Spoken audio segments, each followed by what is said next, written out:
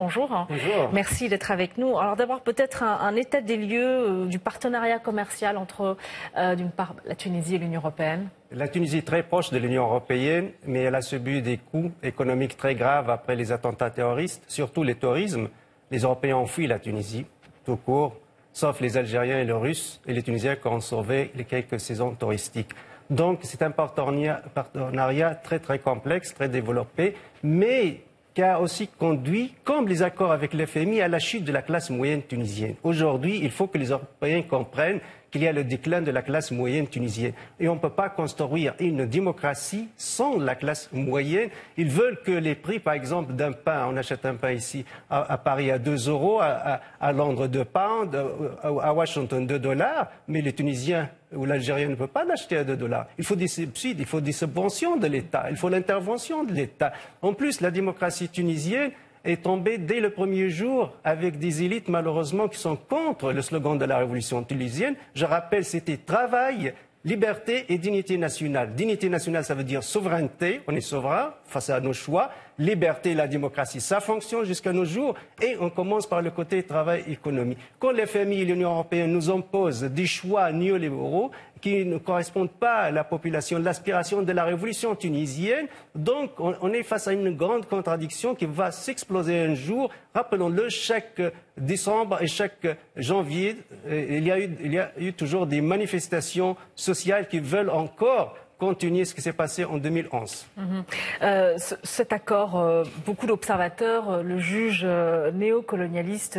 Vous partagez cet avis ? Bon, moi, j'aime pas trop peut-être les slogans. Je suis politologue, objectif, neutre, etc.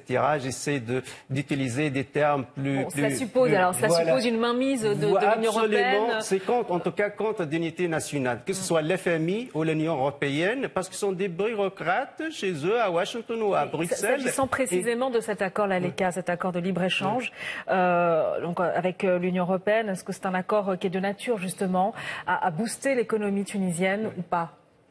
Non, je vois pas. Pour le moment, je vois vraiment le déclin de la classe moyenne, le déclin de l'industrie tunisienne. L'industrie, par exemple, le textile, c'était très prospère au Sahel, une ville très connue, Tsarnahlel. Aujourd'hui, c'est mort. Aujourd'hui, c'est fini. À cause de quoi? À cause de ces accords de libre-échange, parce qu'on n'a pas la puissance de l'Allemagne ou de l'Angleterre. Et en même temps, il y a une hypocrisie politique. On ne nous traite pas comme la Grèce ou le Portugal, par exemple, avec des dizaines et dizaines de milliards de dollars de crédits et des aides, etc. Non, vous ne faites pas partie de l'Union européenne, mais voilà nos conditions. S'il y a 2 attentats, alors on ne vient pas en tant que touriste chez vous, débrouillez-vous, cherchez ailleurs. Et les crédits sont très limités. J'ai tous les chiffres des crédits qui viennent de l'Union européenne sont vraiment très limités face à la Tunisie, qui donne un modèle, un exemple démocratique dans le monde arabe. C'est le pays le plus libre, entre guillemets, c'est le pays le plus démocratique, la liberté d'expression est garantie, etc. Avant, l'Union européenne ne veut pas aider la Tunisie en disant à Ben Ali, vous êtes une dictature, dès que vous devenez une démocratie, les portes vont être ouvertes. On est une démocratie, mais les portes sont toujours fermées. Ça ne participe pas, en tout cas cet accord ne participe pas à un partenariat gagnant-gagnant entre l'Union européenne et la Tunisie. Absolument, c'est entre les forts et les faibles.